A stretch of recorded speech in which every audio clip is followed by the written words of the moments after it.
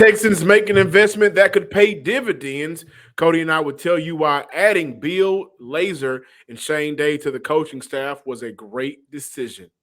And to tie it all in, we want to develop a great team here that we can deliver wins to the city of Houston. We want to deliver a championship here to the city of Houston, and that's what it'll be about. You are Locked On Texans, your daily Houston Texans podcast. Part of the Locked On Podcast Network, your team every day.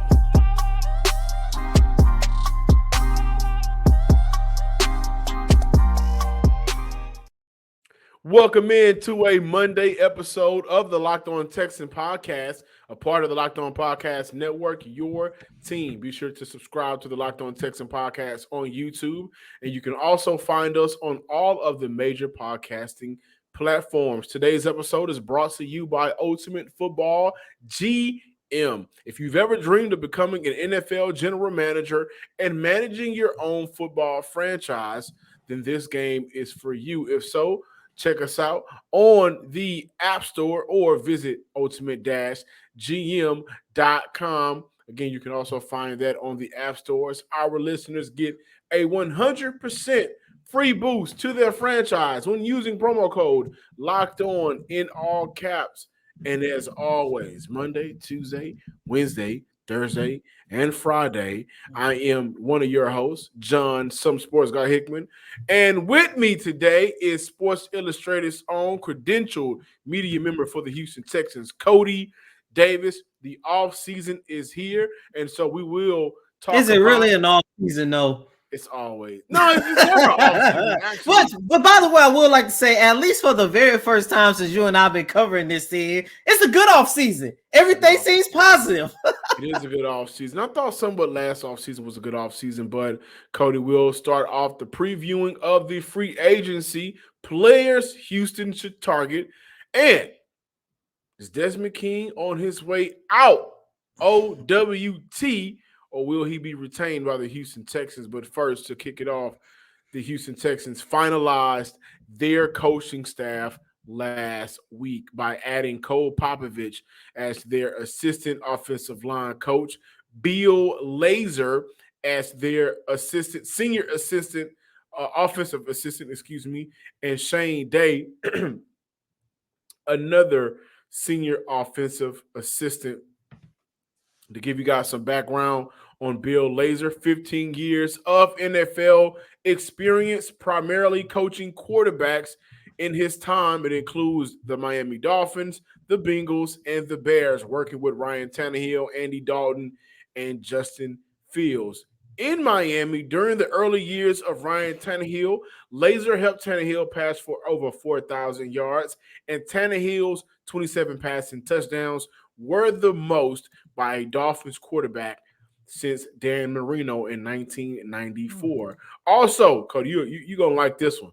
Remember the 27-2 Nick Foles year? Yes, sir. Yeah, Lazor was the quarterback coach for one season, that season, under Chip Kelly. When I look at Shane Day, another senior offensive assistant, 14 years of experience, tight ends coach for Miami during the 2016 all the way up until the 2018 season, and a quarterback coach with the 49ers in 2019 and 2020. He's familiar with both defensive coordinator Matt Burke and head coach DeMeco Ryans, being that he's been on the coaching staff with both of those coaches in different time periods in his past 7 years. He helped Justin Herbert. You're going to like this as well. Listeners will as well. He helped Justin Herbert become the first quarterback in NFL history to throw for 30 touchdowns in the first 2 seasons of their career. In 2021, they helped coordinate the AFC's top-ranked passing attack. Now, when we look at the offensive, not the offensive, but when we look at the coaching staff as a whole, I can understand if people have some doubts or questions or concerns about the totality of the coaching staff. But I will say this, whether it's Shane Day working with Justin Herbert or Jimmy G or Bill Lazor working with Andy Dalton and get him to be a more efficient quarterback, working with the likes of Nick Foles. Again, guys, 27-2 was Nick Foles' season that one year under Coach Bill Lazor. And you also look at the development of Ryan Tannehill during the 2014 and 15 seasons. These final moves tell me one thing, and that is Houston is definitely taking a quarterback in the draft. And I think it's safe to say that the quarterback that they take will be at the number 2 overall pick. I still think that. Oh my God! No trade up for number 1. Oh my God, that's so bad. I still think that quarterback will either be C.J. Stroud or Bryce Young, who's ever available at 2. And listen, I think Lazor will also serve this team greatly with his influence with wide receivers. Jarvis Landry, Tyler Boyd, and Darnell Mooney all saw career highs when Lazor was around. So I'm excited to see what Nico Collins, John Mechie, and whoever the Houston Texans bring in at their wide receiver position to boost up that depth chart and that position group as a whole. So Shane Day, Bill Lazor, and also cannot forget when I look at Cole Popovich as the assistant offensive line coach, it screams development. And I think if that's the case, well done, Nick Caserio and DeMeco Ryans for putting together a hell of a coaching staff. Yeah, I like the coaching staff. Don't get me wrong, John, but I am one of those people who does have some concerns as to whether or not this coaching staff is experienced enough to actually take this team, or at least so we can start seeing potential and success with this team a little bit sooner rather than later. And I say that because, look, I'm all for the hiring of Bobby Slowick. We was told on several occasions on how Bobby helped the development of Brock in San Francisco. A lot of the success that San Francisco had, you're talking about a system to where it got to the point where it seemed like it didn't matter who the quarterback was. That offense was going to be able to move the ball. However, this is going to be Bobby Slowick's first time as a true offensive coordinator, going out there and really calling the plays. And when I take a look at the success in San Francisco and you compare it here in the city of Houston, it's like he's not going to have the weapons. He's not going to have the experience, the veterans to try to replicate that from the start. And you know me, I'm all about having patience and giving coaches time to develop, especially given the fact that this is going to be a team that's going to take a quarterback with their top pick in the draft, and their second pick is probably going to be a wide receiver. And you look at some of the other guys that's already on that offensive side of the ball. However, John, the one thing that concerns me, this is still a team that averaged 17 points last season. That's ranked 30 out of 32. And on the defensive side of the ball, I don't have too many concerns because you and I talked about here throughout the season. It seems like the defense came out on several occasions, did their job. And unfortunately, given the inabilities of their offense, that's part of the reason why they ended up losing 13 games and had that one tie. But at the same time, I have a lot more confidence in the Texans moving forward with DeMeco Ryans as their head coach, only because we all know he's a defensive-minded coach. He is a former All-Pro player, a former All-Pro linebacker. But when I take a look at what the Houston Texans needed the most on that offensive side of the ball, I'm not doubting, and you know me, I'm all about patience. And I get that. I really do get that. But this is why I think people should love the signing. You look at Bobby Slowick, doesn't have any experience as offensive coordinator. Now, this league is all about who you know. It's not always about what you know. You got that right. Which is why we're probably waiting to see whenever Eric Bieniemy becomes the next head coach for its franchise, right?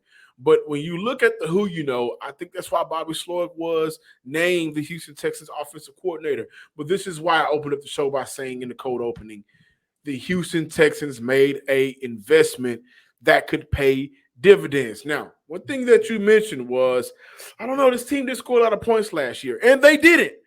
2020, in his first year in Chicago, Bill Lazor took over play calling duties during the second half of that season and helped Chicago's offense help the team, by the way, get to the wild card berth. But in the final 6 games of the regular season, the Bears averaged 30.2 points per game, including a 4-game stretch of 30 points. And that team was also led by Mitch Trubisky. I also look at when I look at a former offensive coordinator and passing game coordinator, listen, Bill Lazor has experience as an OC. Just recently, up until Bill Lombardi and the Chargers blew that big lead against the Jaguars, we saw Shane Day with the Chargers as a passing game coordinator. The investment isn't just about the players. It's about everybody that's on his coaching staff. So Bill Lazor, specifically Bill Lazor, coming in and being a senior offensive assistant, that's just not for the players, like I mentioned, Nico and John Mechie, because of his time with the likes of Jarvis Landry and Tyler Boyd and Darnell Mooney, who all reached career highs while he was around their team offensively. But this is also for Bobby Slowik. This is also for, you bring in Shane Day. This is also helping the guy that got the position title as offensive coordinator. This is also helping him transition smoothly into a role he's never had that position at, the title as before. So this is why I think it's not just a player thing. This is also a personnel and position coach and player in a position. Offensive coordinator thing. Adding these two guys to this coaching staff helps out everybody around them.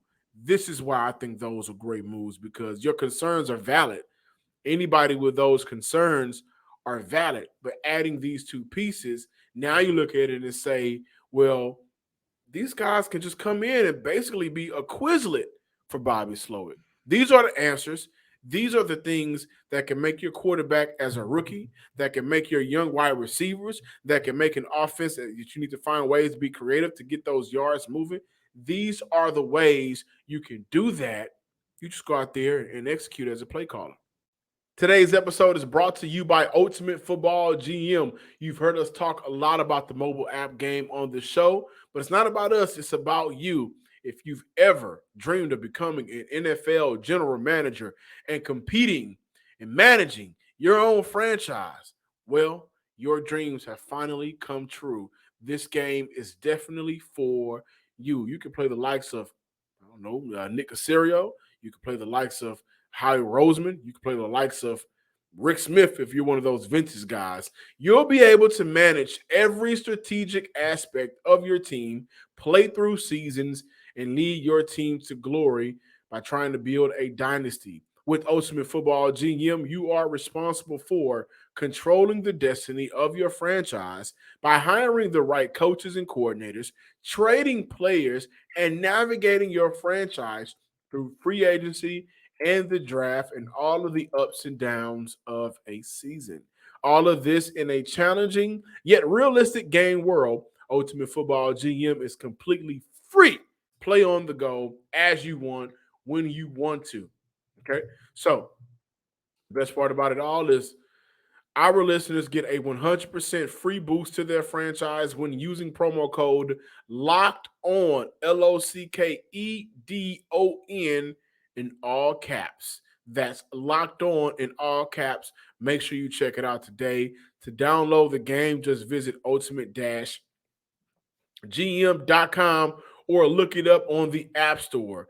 That's ultimate-gm.com. Ultimate Football General Manager. Start your dynasty today. Welcome back in, Locked On Texans listeners and viewers out there. It's Monday.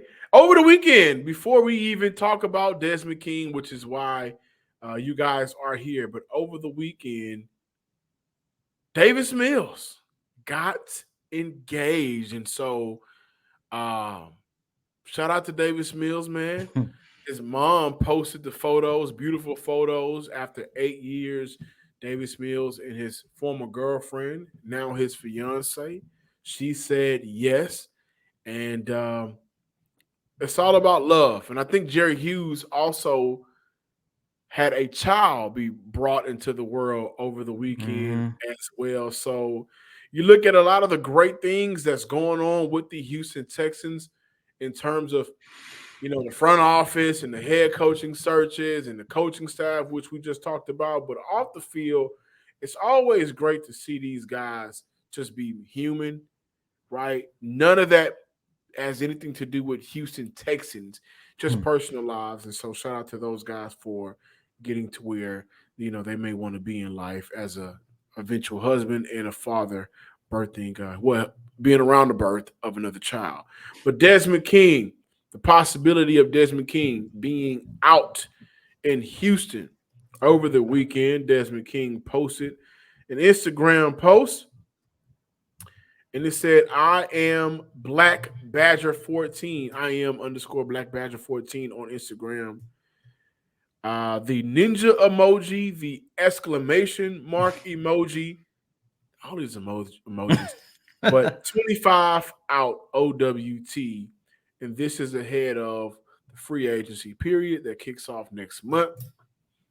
This is ahead of, you look at Houston potentially wanting to make cuts to allow themselves to be more flexible in free agency, to sign some of the guys that they believe that DeMeco Ryans needs in order to help turn this ship around. Last season, out of 17 games, Desmond King started 13 in the past 2 seasons in Houston. Out of a possible 33 games, Desmond King started 25 of those games, 5 interceptions during the last 2 years, only allowed 40 passes last year out of 56. That was a higher completion percentage, 71, closer to 72 completion percentage. But he only allowed 365 yards, only 9 yards per catch, only 6.5 yards per target. He only allowed 2 touchdowns last year, tied for second best in his career. The passer rating last year was 85.8, close to 86, tied for third in his NFL career. And I'm actually going to say tied for third because the 72.9 with his time in the LA Chargers, he also was traded during that season. And with the Tennessee Titans, he allowed 117.5.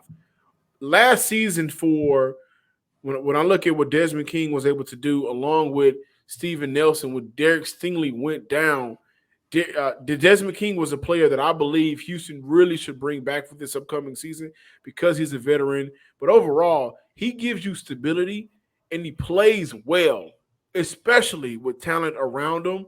I'm not sure if he's a guy that wants to move on for his own personal reasons and maybe doesn't want to be a part of the second reboot to a rebuild. And for that, I totally get it. Being under David Culley, being under Lovie Smith, now with a third head coach, which I'm sure he has a lot of respect for, you may want to do something differently for your own career and your family. I do want to mention that Desmond King played free safety for the Houston Texans and a lot of that nickel as well. And Desmond King is from Detroit, Michigan. So maybe he wants to go home and, start the rest of his family, the life out there. But Cody, when I look at Desmond King, he's a player that I would hate to see leave, honestly. I'm okay with it. And I say that because I believe if Nick Caserio and the Houston Texans are willing to let a player like Desmond King walk out the door as a free agent, it proves to me at least that they feel that they can actually upgrade this team with talent through free agency. And I hate to say that because over the last 2 seasons, Desmond King has been one of the most stable players inside that locker room. He has been one of the most productive players inside the locker room. God bless you, by the way.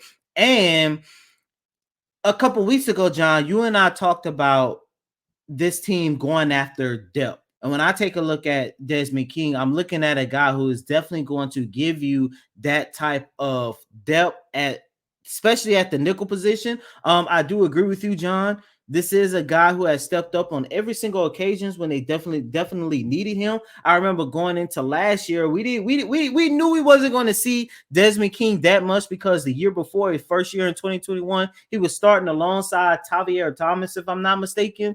But last year, the Texans had an opportunity to upgrade their cornerback group. You had Steven Nelson, you had Derek Stingley, but due to the injuries that both of those guys suffered, every time Lovie Smith called up his name as the starter, he always went out there on the field and provided great production. Not only that, Desmond King was also a veteran that a lot of guys, including Derek Stingley, lean upon a lot inside that locker room. So you're also going to lose the veteran standpoint from him as well. But at the end of the day, John, listeners' views, as I just mentioned, I do believe that if they are able to afford to allow him walk out the door off of 16 and Kirk Kirby, as you mentioned, John, try to create a little bit more flexibility in the cap space, that just lets me know that there definitely are more proven. They are definitely more able to build this team, upgrade this roster with veterans through free agency. And right now, according to Over the Cap, the Houston Texans can save $3 million, close to $3 million, if they decide to move on from Desmond King. $3 million can get you a long way. You know, last week we talked about the likes of Javon Hargraves and trying to sign a player like him and his caliber. And, you know, I do think Houston will have enough money to make a big offseason splash type of signing. I'm not saying it's Hargraves, but they're going to want to, you know, minimize the amount of overspending and use some of that money for other areas. So if Desmond King is a player, listen, they still have Tavierre Thomas, I believe, on the contract for another year. They got some young guys that they possibly would like to see. And when you look at what Desmond King was able to do at the nickel position last year for Houston, switching in and out from safety and nickel, mainly that nickel cornerback position, I look at a possibility of Houston, you know, keeping MJ Stewart from last year, Graylin Arnold from last year, again, Tavierre Thomas, and so Tremont Smith. These are the players that Houston still has on their roster, and I do look forward to DeMeco Ryans, whether or not he addresses the cornerback position in the draft. Welcome back in, ladies and gentlemen, to this Monday installment of Locked On Texans. Before we get out of here, I want to introduce a new segment, a new topic John and myself are going to be doing for over the next, 2 weeks or so. It's going to be called Countdown to Free Agency. Well, John and myself, we're going to take a look at every single position starting tomorrow with the quarterback position. We're going to take a look at every single position and give our thoughts as to why this player will be a great signing for the Houston Texans. Now, before we jump into everything, I do want to make this statement clear one more time.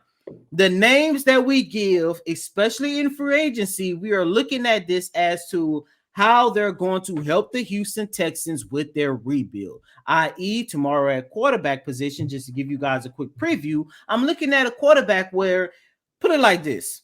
Then John, you know my statement when I say this. If we see this quarterback on the field at any point throughout the 2023 campaign, that means something has went hella wrong for this upcoming season. However, with that being said, I do believe when you take a look at the potential of getting Bryce and CJ, when you do take a look at the fact where unless something happens, Davis Mills is going to be your number 2 quarterback, you're still looking at a situation where the Houston Texans are going to have 2 young quarterbacks in their quarterback room. And the veteran that I'm looking at, I'm going to reveal him tomorrow, but the veteran that I'm looking at, I do believe if you bring him in, both Davis Mills and CJ or Bryce, insert your prospect here, is going to have an opportunity to learn a lot from that veteran.